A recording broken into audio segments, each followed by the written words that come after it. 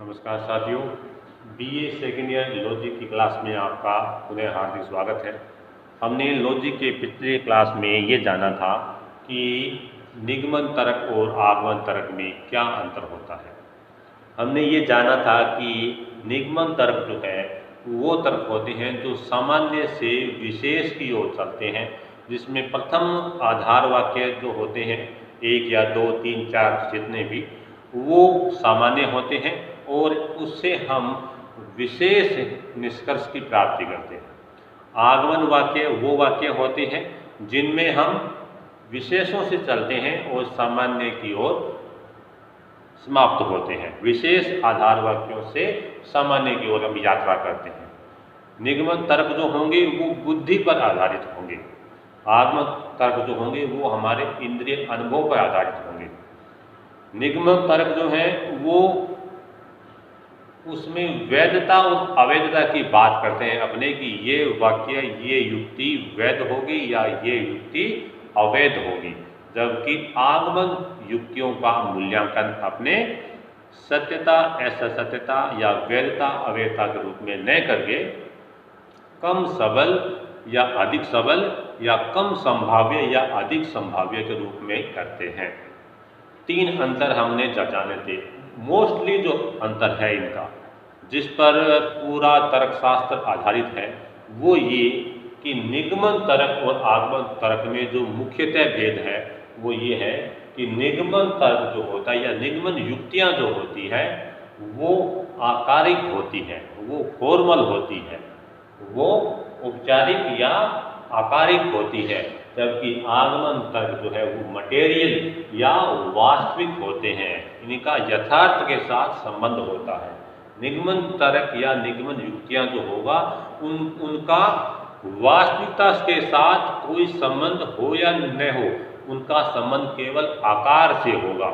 अगर उनका आकार सही है तो चाहे भले ही जो निष्कर्ष आए उसका वास्तविक सत्यता के साथ कोई संबंध नहीं हो, फिर भी वो युक्ति वैध मानी जाएगी, वैलिड मानी जाएगी। क्यों? क्योंकि उसका आकार सही है। तो निगमन युक्तियां ये कहती हैं कि हम अपने आकार के कारण ही वैध है और हम अपने आकार के कारण ही अवैध है। एक आकार को हमने जान लिया कि एक आकार, इस आकार की युक्ति यह वैध है, तो उस आकार की चाहे हजारों युक्तियां हो वो वैध ही मानी जाएगी। एक आकार को हमने किन्हीं उदाहरणों से, सिद्धांतों से, नियमों से यह जान लिया कि यह युक्ति अवैध है, तो उस आकार की सारी युक्तियां अवैध मानी जाएगी। तो ये कहते हैं, निगमन कहते हैं कि जो निष्कर्ष हमने प्राप्त किया या जो आधार वाक्य दिए गए हैं उनका वास्तविक सत्यता के साथ वो यथार्थ है या नहीं है, हमें इस पर ध्यान नहीं देना है। हमें तो केवल इतना ध्यान देना है कि जो निष्कर्ष हमने निकाला है, जो निष्कर्ष आधार वाक्यों से निकल रहा है, वो आधार वाक्यों से लॉजिकली फॉलो हुआ है या नहीं, वो उनसे तार्किक रूप से निगमित हुआ है या नहीं। वैधता का हमें प्रमाण इसी बात से हमें पता चलेगा कि जो निष्कर्ष हम निकाल रहे हैं या जो निष्कर्ष निकला हुआ है वो आधार वाक्यों से तार्किक नियमों के अनुरूप निकला है या नहीं। यदि वो तार्किक नियमों से ही निकला है तो वो युक्ति वैध होगी, चाहे उसके आधार वाक्यों का वास्तविक सच्चाई के साथ कोई संबंध नहीं हो या उनके साथ कोई संबंध हो। है तो भी सही है, नहीं है तो भी सही है। लेकिन अगर कोई युक्ति है, अपने निगमन युक्ति के बारे में यह नहीं बोल सकते कि इसके आधार वाक्य तो हमें देखने पर गलत प्रतीत हो रहे हैं। जैसे कई बार आता है सभी मेज कुर्सियां हैं, सभी बंदर मनुष्य हैं, तो देखने में क्या है, ये देखने में सुनने में हमें लगता है ये तार्किक वाक्य नहीं है, ये अतार्किक है, ये अवैध है। लेकिन नहीं, वो वाक्य भी, वो युक्ति भी वैध हो सकती है अगर जो निष्कर्ष हमने निकाला है वो तार्किक नियमों के अनुरूप निकाला है। तो हमें वास्तविक वो आधार वाक्य सत्य है या नहीं, इनसे हमें कोई मतलब नहीं होता। निगमन युक्तियों में की वैधता का उन आधार वाक्यों के वास्तविक सच्चाई के साथ कोई लेना देना नहीं है। निगमन युक्तियों की वैधता और अवैधता का उनके वास्तविक होने के साथ कोई संबंध नहीं है। कोई आधार वाक्य वैध हो सकता है, कोई युक्ति अवैध हो सकती है यदि वो निष्कर्ष उनके आधार वाक्यों से तार्किक रूप से निगमित नहीं हुआ है तो। लेकिन आगमन में हमें ये देखना पड़ता है कि आधार वाक्यों का या जो हमने निष्कर्ष निकाला है उसका वास्तविक तथ्यों के साथ संबंध है या नहीं है। अगर वो वास्तविक तथ्यों के साथ उनका कोई संबंध नहीं है, यथार्थ के साथ कोई संबंध नहीं होगा, तो वो युक्ति हमारी गलत मानी जाएगी। तो मूल अंतर क्या हुआ कि निगमन तर्क का संबंध अपारिक है। इन युक्तियों के वैध और अवैध होने का प्रमाण केवल इस बात से लगेगा कि वो जो निष्कर्ष हमने प्राप्त किया है वो नियमों के अनुरूप हमने निकाला है या नहीं है। उनका वो निष्कर्ष और वो आधार वाक्य वास्तविक जगत में सत्य होते हैं या नहीं होते, इनसे हमें कोई लेना देना नहीं है। जबकि आगमन में हमें ये देखना पड़ता है कि जो आधार वाक्य और जो निष्कर्ष है, क्योंकि ये अनुभव पर आधारित है, इसलिए हमें देखना पड़ता है कि जिन वाक्यों के बारे में अपने बात कर रहे हैं या जो निष्कर्ष हमने निगमित किया है वो सही है या नहीं है, उसका वास्तविक जगत के साथ कोई संबंध है या नहीं है, ये हमें इसमें देखना पड़ता है। तो एक उदाहरण के द्वारा कि निगमन तर्क की वैधता का उसके निष्कर्ष के साथ, उसके निष्कर्ष या आधार वाक्यों के वास्तविक तथ्यों के साथ कोई संबंध नहीं होता। एक निगमन युक्ति की वैधता का उसके वास्तविक सत्य होने से कोई संबंध है या नहीं है, इसको अपने इन दो उदाहरणों के द्वारा समझ सकते हैं। सभी मनुष्य मरणशील है, राम एक मनुष्य है, राम भी मरणशील है। निगमन युक्ति है क्योंकि सभी से विशेष की ओर हम आए हैं। सभी मनुष्यों के बारे में अपने बोल रहे हैं कि सभी मनुष्य मरणशील हैं। अब अपने एक राम के बारे में बोल रहे हैं कि राम एक मनुष्य है, तो ये आप अपने निष्कर्ष निकाल सकते हैं कि राम भी मरणशील होगा। तो देखने में ये वाक्य इसका वास्तविक सच्चाई के साथ संबंध है और यह युक्ति वैध है। पहला क्या हुआ, युक्ति वैध है और वास्तविक सत्यता के साथ इसका संबंध भी है।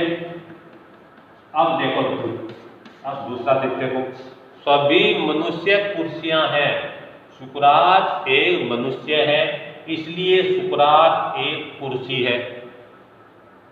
वास्तविक सत्यता तथ्य के साथ इसका कोई संबंध नहीं। सबसे पहले तो ये देखो कि निगमन युक्ति है या आगमन है। ये सभी से विशेष की ओर आए हैं तो ये निगमन युक्ति है।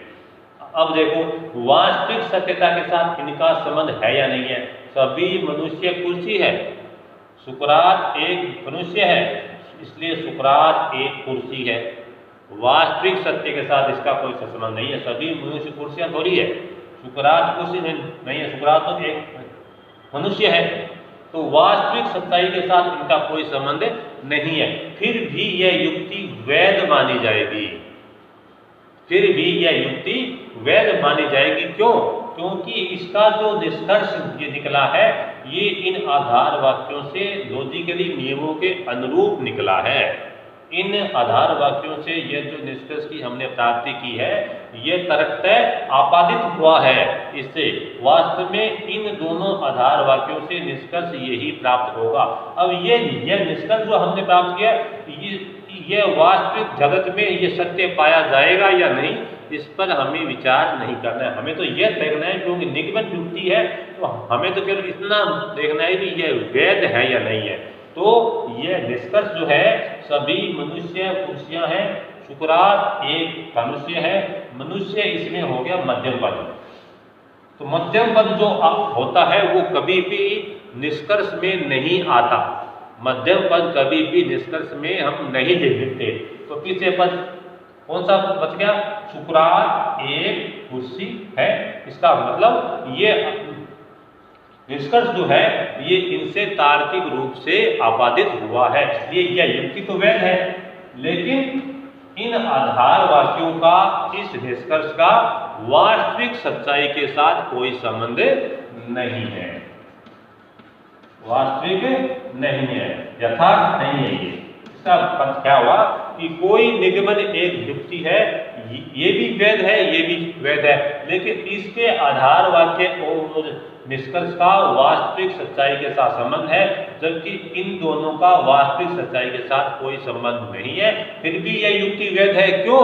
क्योंकि इसका निष्कर्ष इसके आधार वाक्यों से तार्किक नियमों के अनुरूप आपादित हुआ है।